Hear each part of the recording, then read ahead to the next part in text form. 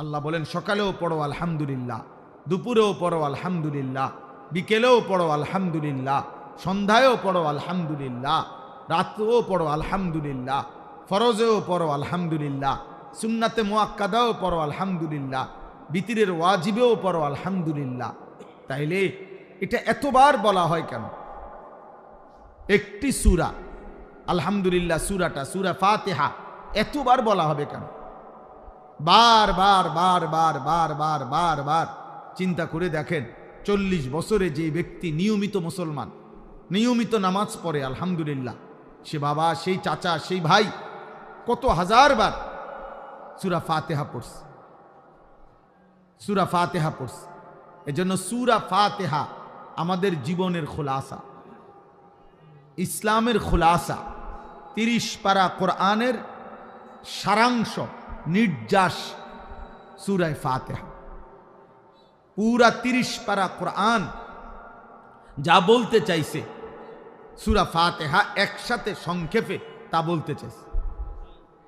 এই জন্য 30 পারা কোরআন শরীফের হিসাব সূরা ফাতিহা বাদ দিয়ে ধরা হয়। সূরা বাকারার প্রথম পৃষ্ঠা, এখান থেকে হলো এই প্রথম পারা, এইভাবে 30 পারা। তার মানে আলহামদুলিল্লাহ সূরাটা যেন 30 পারা কোরআন শরীফ যদি হয় এইটা, তো এইটার উপরে একটা চাদর দিয়া ঢাইকা দিছে, সেটা সূরা ফাতিহা। অর্থাৎ 30 পারা কোরআনের পুরাটার সাথে সূরা ফাতিহার সম্পৃক্ততা, সূরা ফাতিহা।